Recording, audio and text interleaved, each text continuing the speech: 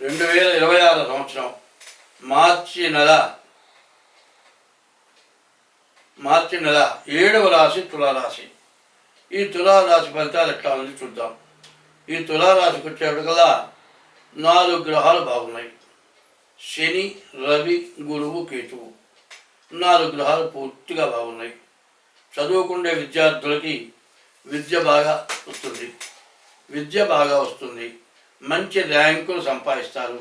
ఉద్యోగాల్లో బాగుంటుంది. ఉద్యోగం చేసేవాళ్ళకి ప్రమోషన్ రావడానికి అవకాశం ఉంది. ఇది కూడా కాకుండా విదేశాలకు వెళ్ళటానికి కూడా మంచి అవకాశం ఉంది.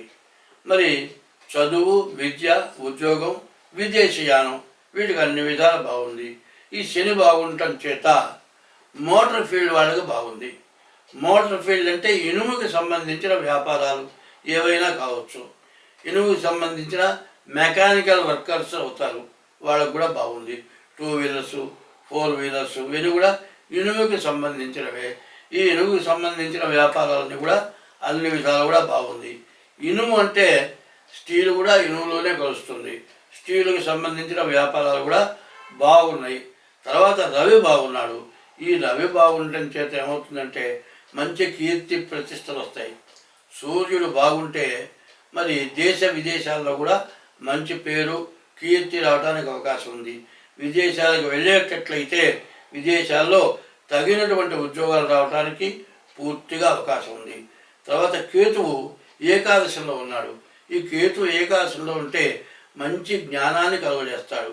నీవు ఎప్పుడు ఎవరి దగ్గర ఎట్లా మాట్లాడాలి అనేటువంటిది నీకు బాగా కలిసి వచ్చి నీవు అందరితో కూడా డీల్ చేసి నీవు ఏ పనైనా సరే సాధించుకోగలుగుతావు.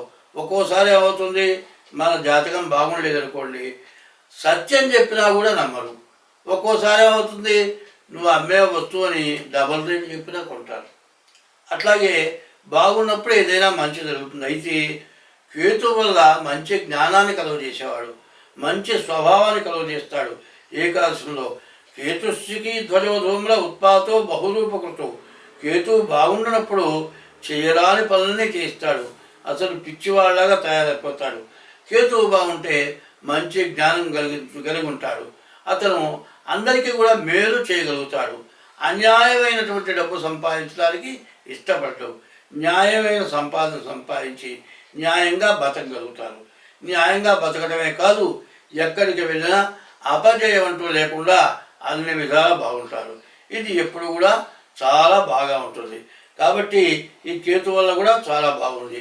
కాబట్టి ఈ రాశి వాళ్ళకి ప్రత్యేకించి చెప్పాల్సింది ఏంటంటే భాగస్వామ్య వ్యాపారాలు వద్దు.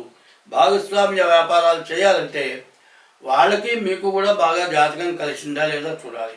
ఇద్దరికి లాభం ఉందా అని చూడాలి. అందులో ఏమవుతుందంటే మరి ఒక నష్టజాతకులతో మీరు కలిసి వ్యాపారం చేసేటట్టయితే మీకు వచ్చేది మొత్తం వాడు కాజేస్తాడు, మీరు నష్టపడతారు.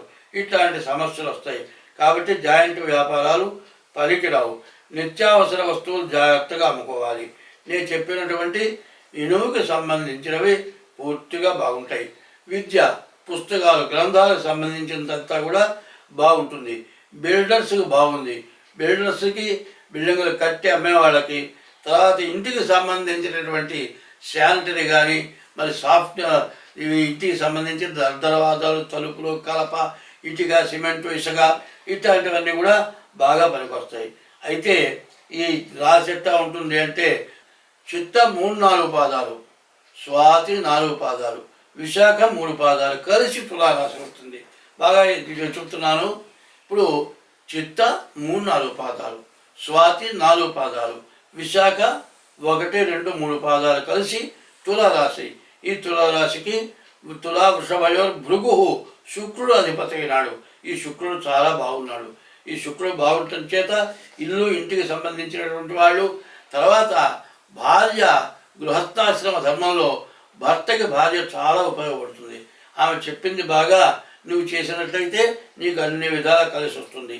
ఇది కూడా ఏమిటంటే చెప్పాను కదా, చిత్త 3-4 పాదాలు, చిత్త స్వాతి 4 పాదాలు, విశాఖ 3 పాదాలు. ఇది జన్మ నక్షత్రం అయితేనే, పుట్టిన తారీఖును బట్టి నీ పేరు వస్తేనే ఇది గోచారం అవుతుంది.